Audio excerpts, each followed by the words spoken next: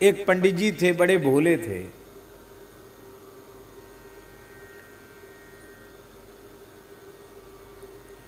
भोले भाले लोगों का कल्याण बहुत जल्दी होता, चतुर चालाक ही गोता खाते हैं। वो जीवन में कभी गंगा जी नहाने नहीं गए। क्यों? उन्होंने पढ़ रखा था,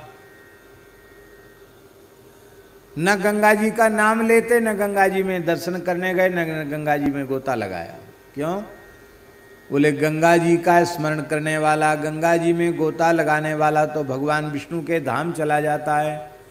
और धाम चला जाएंगे, हम धाम ही चले जाएंगे तो हमारे छोटे बालकों के शादी ब्याह कैसे होंगे, हमारी पंडिताई पुरोहिताई कैसे चलेगी, जजमान बेचारे क्या करेंगे। अरे हमारे बालक कुछ वेद आदि पढ़ जाएं, पुरोहिताई संभाल लें, उनके ब्याह हो जाएं, हम बाबा बन जाएं, हैं, पुत्र का पुत्र हो जाए, बाबा बन जाएं, तब सब काम से छुट्टी पा के तब गंगा जी में नहाएंगे। क्यों? गंगा स्नान करते भगवान के धाम को चले जाएंगे, ऐसा उनको सरल विश्वास था। इसलिए न गंगा जी का नाम लेते, न गंगा जी में नहाते। अब सब लड़के बच्चों का ब्याह शादी हो गया, सब काम धंधा घर गृहस्थी का कर्तव्य पूरा हुआ, तो सबको बुलाकर बोले अब हम गंगा जी नहाने जा रहे हैं। अरे क्यों अनहोते जा रहे गंगा जी नहाने? गंगा तो हम लोग तमाम लोग नहाते ही हैं, ज़्यादा दूर थोड़ी है गंगा, 4-6 कोस पे गंगा जी हैं। आप भाग्यहीन हैं जो इतने समय तक गंगा जी के स्नान से वंचित रहे। तो भैया कोई गलती बनी हो तो क्षमा करना, क्योंकि अब तो गंगा स्नान करके लौट के तो कोई आता नहीं। कहा हम लोग आए सो? बोले आप लोगों की आप लोग जानो, हम तो नहीं आएंगे, क्यों? हम तो विश्वास करते हैं विष्णु लोकम से गच्छति, वो विष्णु लोक चला जाता है। अरे पंडित जी बावरे तो नहीं हो गए? ऐसे गंगा में गोता लगाती सब वैकुंठ चले जाते तो गंगा जी बिना किसी प्रयास के प्रदूषण मुक्त हो जाती। लोग नहाते नहीं गंगा जी में, डर के मारे नहीं नहाते, नहाते चले जाएंगे वैकुंठ। वैकुंठ प्रिय नहीं है, जीवन प्रिय है। ऐसे लोग हैं संसार के, सबकी बात नहीं कह रहे, शरीर संसार से जिनकी प्रीति है ऐसे लोग, भोगी विषयी प्रकृति के लोग। पंडित जी गए, गंगा जी को साष्टांग प्रणाम किया, गंगा जी में गोता लगाया। अब गोता लगाया तो वैकुंठ तो गए नहीं। उनमें सोचने लगे कि बात तो शास्त्रों में लिखी हुई सत्य है, पर हम तो स्नान कर लिए, खूब 10, 20, 50 गोता लगा लिए, ज्यों को त्यों गंगा जी में खड़े हैं। महात्म्य तो झूठा नहीं है, आखिर भगवान के धाम क्यों नहीं गए हम? सोच ही रहे थे तब तक नारायण नारायण नारायण बीणा बजाते हुए नारद जी दिखाई पड़े। ओह, ये तो नारद जी लगते हैं। प्रणाम किया, भगवान आप देवर्षि नारद हैं? हाँ हाँ पंडित जी, हम देवर्षि नारद हैं। कैसे खड़े हो चकित होकर के गंगा जी के बीच में? बोले हम इसलिए चकित हैं कि महाराज महात्म्य जो लिखा है वो तो सत्य है, उसमें तो कोई कहीं झूठ बात है नहीं, पर कहाँ कसर रह गई हमारे प्रेम में, हमारी श्रद्धा विश्वास भक्ति में, जो हम वैकुंठ नहीं गए। क्योंकि विष्णु लोकम से गच्छति, गंगा नहाने वाला विष्णु लोक चला जाता, हम क्यों नहीं गए? नारद जी ने कहा बात तो बिल्कुल सही है, पर कोई बात नहीं है।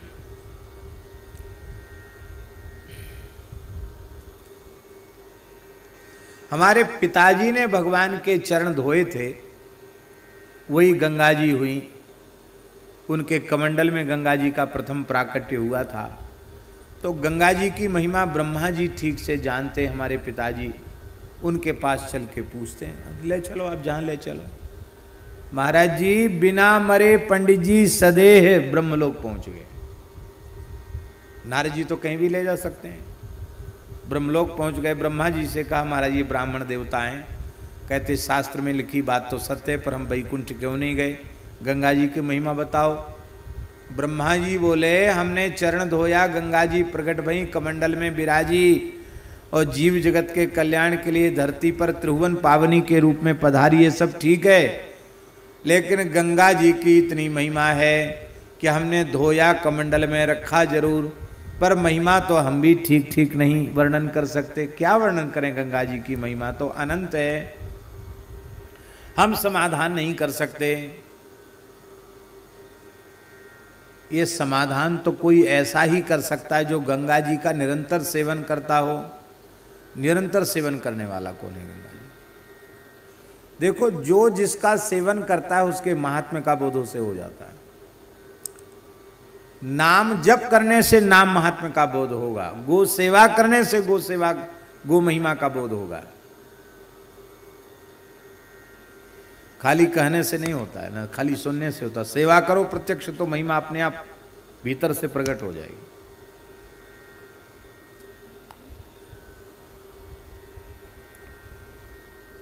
तो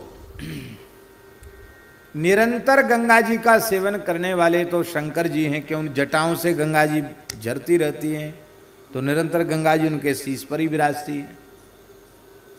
तो ब्रह्मा जी, नारद जी और वो ब्राह्मण देवता शिवलोक चले गए, शंकर जी से पूछा। शंकर जी ने कही भगवत चरणामृत है, इसको हम मस्तक पर धारण तो करते हैं, पर पंडित जी का समाधान तो हम नहीं कर सकते कि वैकुंठ क्यों नहीं गए, क्योंकि गंगा जी की महिमा तो अनंत है। मैं पांचों मुखों से लगातार वर्णन करूं तो भी पार नहीं पा सकता। ये बात तो भगवान से ही पूछना चाहिए, क्योंकि आखिर में मूल में है तो भगवान के चरणों का ही जल। तो जिनके चरणों से गंगा जी प्रकट भई हैं उनसे चलकर पूछ लें।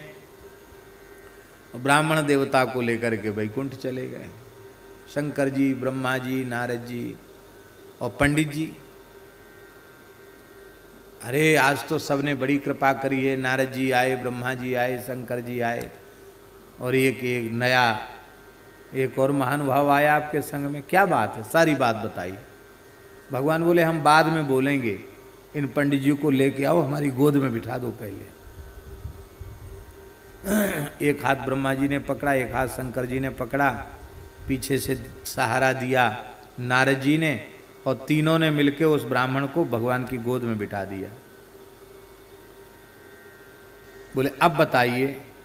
भगवान जोर से हंसे, बोले बताएं क्या, बिना मरे वैकुंठ आ गया, आपका नारद जी का दर्शन हो गया, ब्रह्मा जी का दर्शन हो गया, शिव जी का दर्शन हो गया, और मेरी गोद में बैठ गया, और यहां आने के बाद जीव लौट करके फिर जाता नहीं है।